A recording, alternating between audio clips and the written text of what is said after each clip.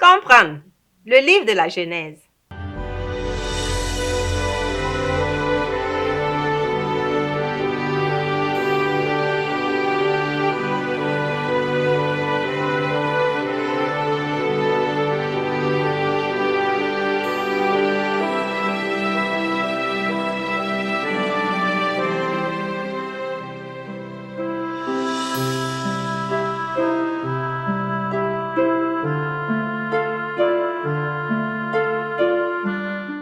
Bienvenue à votre émission.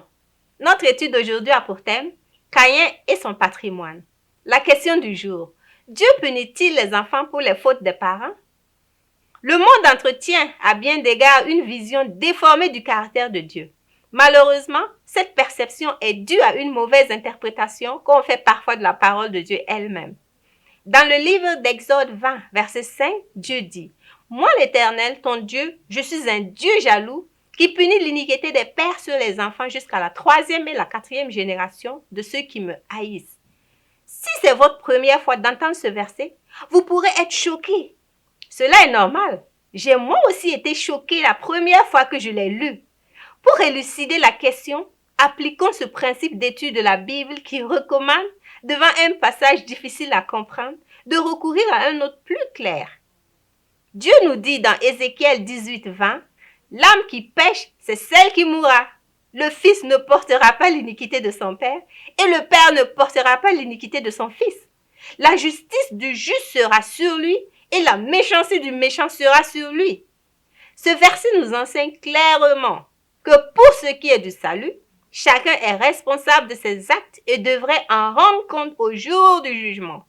Toutefois, cela ne veut pas dire que notre vie de péché n'affecte pas nos enfants. Il en est ainsi des malheurs qui peuvent nous toucher et qu'on assimile souvent à une punition divine. La loi de cause à effet est une loi universelle qui fait ses ravages depuis que le mal est entré dans le monde. Le livre de la Genèse raconte l'histoire de 2 premiers enfants d'Adam et Ève. Contrairement à son frère Abel, l'aîné, Caïn, a choisi la voie de la désobéissance. Cela l'amena à tuer son frère et fut condamné à l'exil par Dieu. Le péché de Caïn a eu des conséquences néfastes sur lui et sur sa descendance. En août 2012, sur une plage en Italie, Gaetano Marino sortait de l'eau quand les hommes armés lui ont tiré dessus à partir d'une voiture. Marino était membre de la famille criminelle Camorra et cette filiation l'avait placé sur la voie qui aboutit à sa mort. Des histoires de Caïn et de Marino, nous pouvons tirer 3 enseignements. Premièrement, l'éducation que nous donnons à nos enfants joue un rôle capital dans les choix qu'ils feront plus tard. Proverbe 22, verset 6 dit: « Instruis l'enfant selon la voie qu'il doit suivre, et quand il sera vieux, il ne s'en détournera pas. » Si nous vivons dans le péché, nous enseignons à nos enfants à en faire de même. Et cela peut être une source de malédiction qui se transmet de père en fils. Deuxièmement, celui qui se démarque de la vie de péché de ses parents et s'attache à Dieu sera préservé de certaines conséquences de leur faute, particulièrement des conséquences de toute allégeance démoniaque. En effet, Romains 8, verset 1 déclare: « Il n'y a donc maintenant aucune condamnation pour ceux qui sont en Christ. » Marino n'aurait pas été assassiné s'il ne s'était pas impliqué dans les activités criminelles de sa famille. Finalement, tout comme la mafia qui tue souvent sans distinction femmes, enfants et même des victimes collatérales, les attaques du diable contre chacun de nous n'ont pas toujours de raison particulière, si ce n'est son désir de faire le plus de mal possible ici-bas.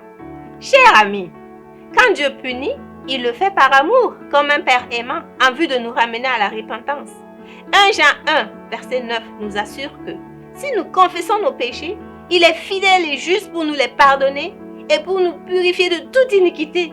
Dieu ne nous punit pas pour des fautes qu'on n'a pas commises.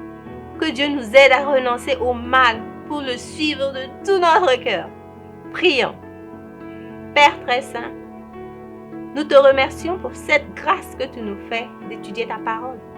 Nous savons que le diable cherche à nous faire périr loin de toi. Aide-nous à persévérer jusqu'à la fin et à ne jamais douter de ton amour pour chacun de nous. Nous t'en prions au nom de Jésus-Christ, notre Rédempteur.